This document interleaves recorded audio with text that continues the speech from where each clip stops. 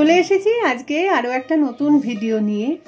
তবে এই ভিডিওটার টপিক কিন্তু একেবারেই আলাদা, মানে কোনো বেড়াতে যাওয়ার ভিডিও নয়, আবার মানে কি বলবো, ঘরে বসে বসে দুপুরবেলা ইচ্ছা করলো আর কি একটা রিসেন্ট টপিক নিয়ে কথা বলতে, তাই চলে এলাম সামনাসামনি।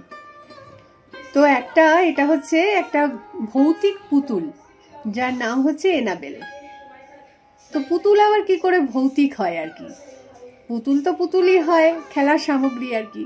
কিন্তু এই পুতুলটা মানে অনেকগুলো মুভিতেও একে দেখা গেছে, তো সেই কারণে বিরাট ফেমাস আর কি। তো এর যেমন সুনাম আছে, ফেমাস আর কি, সেরকম বদনামও কিন্তু আছে। বদনাম হচ্ছে যে যেখানেই যায় নানা ধরনের মানে ঝামেলার কাজকর্ম করে থাকে। তো সেই রিসেন্টলি একটা বিরাট ঝামেলা সে পাকিয়ে ফেলেছে, তো সেই কারণেই তার সম্বন্ধে বলতে এলাম একবার। এখন দেখো, আমরা সবাই কিন্তু পুতুল কম বেশি পছন্দ করি, মাঝে মাঝে কিনেও থাকি। আমি তো অন্তত কিনি আর কি, কারণ কয়েকদিন আগে গার্ডেন পুতুলের শখ জেগেছিল, বেশ কয়েকটা গার্ডেনে রাখার মতন পুতুল কিনলাম। তো এখন শখ করে পুতুলটা তো কিনে ফেলা হয়। এখন কোন পুতুল ভালো কোন পুতুল মন্দ এই জিনিস নিয়ে যে চিন্তা করতে হবে, এটাও একটুখানি অস্বাভাবিক, তাই না? কি করে বুঝবো কোন পুতুলের মধ্যে কোনো আর কি অস্বাভাবিক কিছু আছে, সে কোনো আর কি আমাদের পক্ষে ক্ষতিকারক হতে পারবে, বোঝাটা তো সম্ভব নয়, তাই না? ছোটরাও পুতুল ভালোবাসে, আমরা বড়রাও ভালোবাসি আর কি, বিভিন্ন সময় ওই কারণেই কিনে ফেলি। এখন বাড়ি নিয়ে আসার পরে সে যে কি খেলা দেখাবে, এটা একটুখানি বোঝা কিন্তু সত্যিই মুশকিল। এই যে ভৌতিক পুতুলটাকে বললাম না, সিনেমায় ইউজ করা হয়েছে, এখন সেই সিনেমাগুলোতে কিন্তু একদমই সত্যি কথা মানে দেখানো হয়েছে। যেটা ঘটেছে, ওকে হয়তো কেউ বাড়ি নিয়ে গেছে, তারপর যা যা ঘটনা ঘটেছে সেইগুলো নিয়ে একদম মানে সত্য ঘটনা অবলম্বনে সিনেমাগুলো তৈরি করা হয়েছে। অ্যাকচুয়ালি কি হতো, হয়তো কেউ কিনে এনেছে, তো আনার পরে বাড়িতে ওকে যেখানে রাখছে ও সেখানে থাকছে না, মানে পরের দিন দেখা যাচ্ছে ও একটুখানি শিফট হয়ে গেছে, অন্য কোনো একটা পজিশনে চলে গেছে। প্রথম অবস্থায় বাড়ির লোকজন কিন্তু অতটা তো বুঝতে পারছে না, এরকম কিন্তু হয় অনেক সময়, আমাদেরও মনের ভুল হয় যে আরে বাবা এই জিনিসটা এখানে রাখলাম না, ওখানে চলে গেল কি করে। তো প্রথমে আমরা অতটা তো ভাবি না, তাই না? দু একবার যদি ঝামেলাজনক কিছু বুঝতে পারি, অস্বাভাবিক লাগে, সেক্ষেত্রে আমরা একটু সজাগ হই আর কি। তো এর ক্ষেত্রেও তাই। তো মানুষজন অনেক কিছু নোটিশ করেছে, তারপরে তো আরো অনেক খেল দেখানোর পরে মানুষ আর ওকে বাড়িতে রাখতে ঠিক চায়নি। ওর স্থান হয়েছে আর কি একটা কাঁচের বাক্সের মধ্যে, কাঁচের বাক্সের মধ্যে রীতিমতো ওকে বন্দি অবস্থায় রাখা হয়েছে, রাখা ছিল আর কি। তারপরে যখন বের করা হলো তখন তো এই রিসেন্ট ঘটনাটা। তো এইটুকুনি ফার্স্টে বলি যে ও ধরো কাঁচের বাক্সের মধ্যে বন্দি রয়েছে, এবার কে বন্দি করলো সেটা তো বলবো।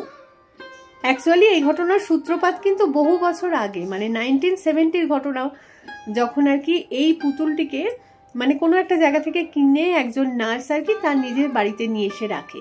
তো নার্স থাকতেন আর তার বোধহয় মা ছিল সাথে। তো এরপর এই পুতুল মানে ভৌতিক পুতুলের যেরকম স্বভাব আর কি, স্বভাববশতই সে কিছু ভৌতিক কাণ্ড সেখানে দেখায়, নার্সের উপর অ্যাটাকও করে, ফলে রীতিমতো ভয়ের একটা পরিবেশ সৃষ্টি হয়। তো সেটাকে বাড়িতে রাখাই একটা দুরূহ ব্যাপার হয়ে যায়। সেই কারণে ওই নার্স কি করেন, একজন প্যারানর্মাল ইনভেস্টিগেটরের সাথে যোগাযোগ করেন। তো এই ভৌতিক পুতুলকে নিয়ে কিন্তু অন্তত 3টে সিনেমা হয়েছে। তো এবার সেখানেও এই ঘটনাই দেখানো হয়েছে যে এই নার্স মানে ওর হাত থেকে বাঁচার জন্য আর কি, পুতুলের হাত থেকে বাঁচার জন্য আলটিমেটলি যোগাযোগ করে একজন মানে প্যারানর্মাল ইনভেস্টিগেটরের সাথে।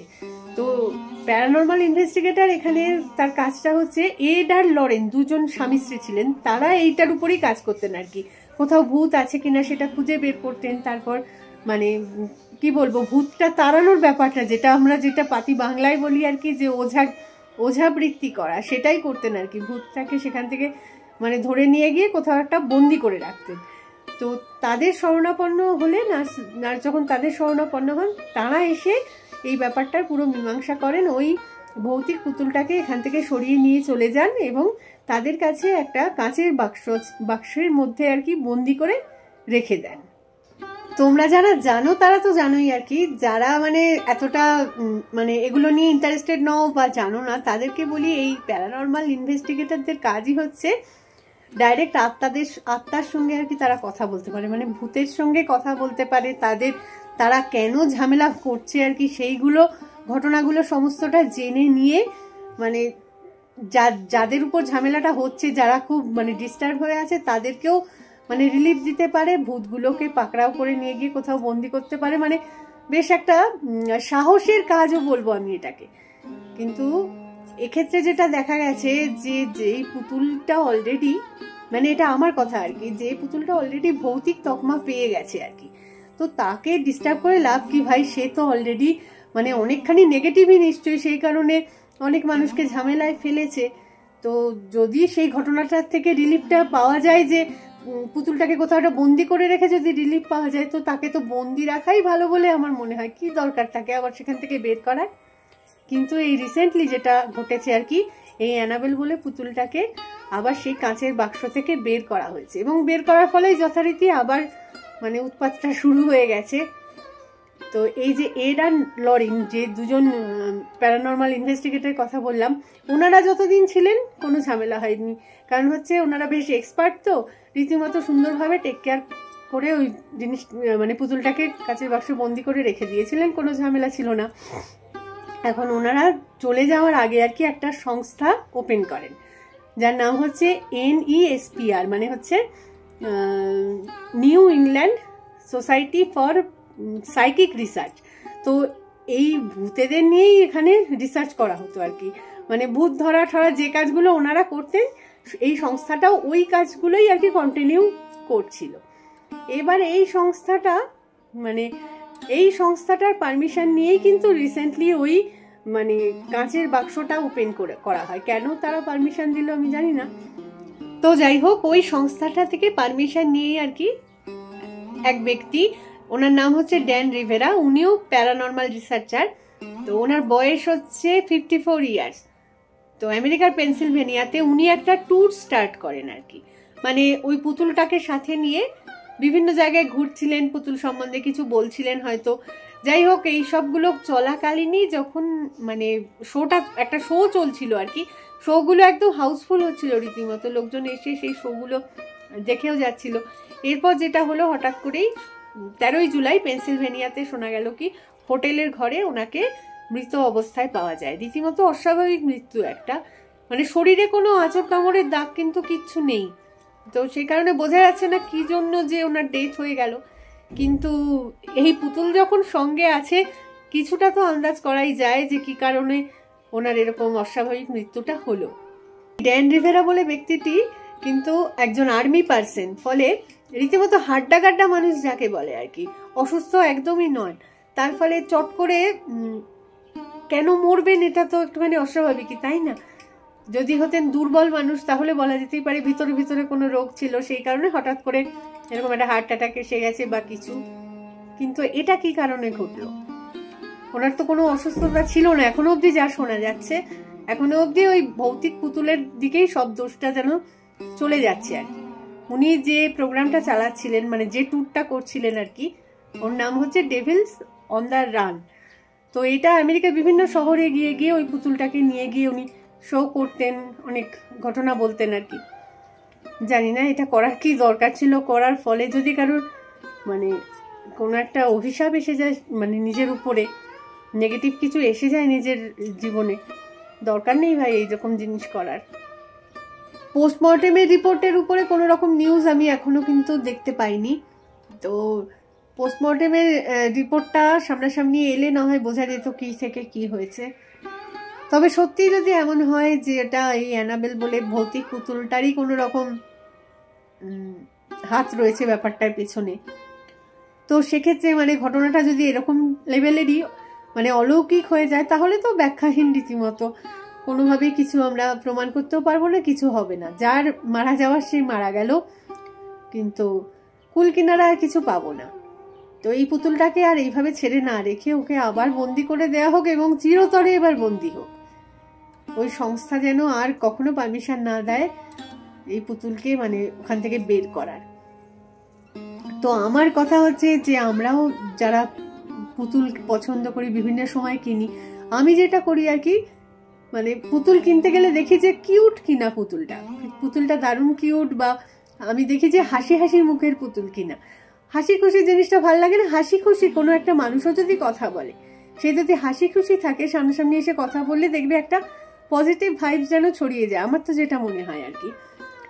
কিন্তু এই যে জিনিসটা, এই পুতুলটার দিকে একবার তাকিয়ে দেখো, মনে হচ্ছে না যে কিছু একটা এর মানে এর অ্যাপিয়ারেন্সটা থেকে কোনো একটা নেগেটিভ কিছু ভাইব্রেশন আমাদের চোখের মধ্যে দিয়ে আমাদের মধ্যে চলে আসছে। তো সেই কারণে এরকম মানে ভয়ঙ্কর দর্শন কোনো ক্রিয়েশনকে কিন্তু কেনা উচিত না। অনেকের শখ থাকে যে কি বলবো, পুরনো জিনিসপত্র, অ্যান্টিক যেগুলো হয় আর কি, সেরকম মূর্তি কেনা বিভিন্ন রকমের। একদমই এই জিনিসটা আমি পক্ষপাতী নই। কারণ হচ্ছে কেনা তো উচিতই না। অনেকে না আবার মানে অনেক দাম দিয়ে ভাঙা পুতুলও নিয়ে আসে, কোনোটার মুন্ডু ভাঙা, মানে দেখতে হয়তো একটু অন্যরকম লাগছে, দেখতে হয়তো অনেক সময় ভালোও লেগে যেতে পারে। খারাপ জিনিসও, যেটা তোমার ক্ষতি করবে সেরকম জিনিসও তোমাকে অনেক সময় অ্যাট্রাক্ট করতেই পারে। তো তবু আমি বলবো ওরকম জিনিস কিন্তু করা উচিত না, বাড়িতে রাখাও উচিত না। শুধু কোনো পুতুল বা মূর্তির কথা বলবো না, আমি দেখেছি যে অনেক সময় কিন্তু এমন কিছু ক্যালেন্ডারও আমরা ঘরের মধ্যে রাখি যার ছবিগুলোর ইম্প্যাক্ট কিন্তু আমাদের মধ্যে পড়ে। হতে পারে ধরো একটা সুন্দর পাহাড়ির দৃশ্য দিয়েছে, ঠিক আছে, এটাও কিন্তু অনেক সময় মানে ছবিটার মধ্যে তুমি তাকিয়ে দেখবে, তোমার যদি খুব পজিটিভ লাগে তাহলে ঠিক আছে, যদি কিছু নেগেটিভ লাগছে কিনা তুমি খেয়াল করে দেখো। হতে পারে ওটা ইন্ডিকেট করছে যে তোমাকে একদম উপর থেকে নিচে ফেলে দেওয়ার, খাদে তলিয়ে দেওয়ার হতে পারে। এগুলো কিন্তু মানে আমি ঠকেই বলছি আর কি, ঠকেই শিখে তবে বলছি আর কি, যে এগুলো পুরোপুরি বিশ্বাস করা উচিত না আমি বলবো, তবুও একটুখানি সাবধানে থাকা উচিত। মানে পুরোপুরি হেসে উড়িয়ে দেওয়া বা অবিশ্বাস করারও দরকার নেই এগুলোর পেছনে। অনেক সময় দেখেছি আমি ঝর্ণার ছবি দেওয়া কোনো, ঝর্ণা তো এত পছন্দ করি তাই না, ঝর্ণার ছবি দেওয়া কোনো ক্যালেন্ডার আনলাম, ঝর্ণাটাও কোনো তির করে জল পড়ছে এরকম ঝর্ণা কিন্তু কোনো ক্যালেন্ডারে থাকবে না। দেখবে থাকে এমন মানে তুমুল জল আর কি, জলরাশি এমনভাবে পড়ছে রীতিমতো মানে ঘূর্ণাবর্ত সৃষ্টি করে দিচ্ছে এরকম টাইপের জল। তো এই জিনিসের ফলে এটা ইন্ডিকেট করছে কি যে তোমার সংসারেও কিন্তু এই ছবিটা যে রাখলে তোমার সংসারের মধ্যেও ওরকম একটা আলোড়ন সৃষ্টি হয়ে যাবে। কোত্থেকে কি হবে তুমি কিছু বুঝতে পারবে না, সবকিছুই ঠিকঠাক চলছে, তার মধ্যেও একটা এমন তোলপাড় ব্যাপার চলে আসতে পারে হয়তো। তো এগুলো একটুখানি বুঝে আমার মতে চলা উচিত আর কি। আবার দেখবে অনেকে ঘরের মধ্যে ছবি রাখে, মৃত মানুষের ছবিও রাখে কিন্তু অনেকে, যে আপনজন, আমি মানলাম আপনজন, সে তোমার খুবই আপনজন, কিন্তু সে যখন মরে গেছে, মারা যাওয়ার পর সে তো একটা অন্য জগতে চলে গেছে তাই না, সে একটা প্রেত হয়ে গেছে।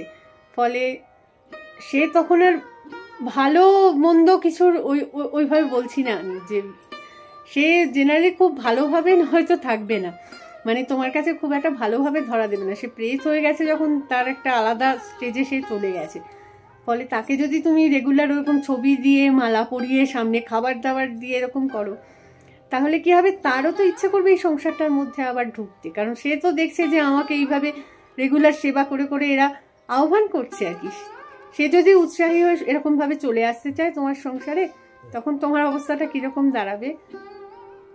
ফলে মানে একটুখানি বুঝে সুঝে এগুলো চলা উচিত আর কি। কোথা থেকে বিপদ আসে কেউ তো বলতে পারে না। তো যাই হোক, আপাতত এই পুতুলটার ব্যাপারে এইটুকুনি বলার ছিল আর কি। তো সেটাই আজকে সামনাসামনি এসে বললাম। তাহলে এখানেই রাখছি এই ভিডিওটা, আবার খুব তাড়াতাড়ি ফিরে আসবো অন্য আরও একটা কিছু টপিক নিয়ে বা অন্য কোনো ঘুরে বেড়ানোর ভিডিও নিয়ে। ততক্ষণের জন্য টাটা।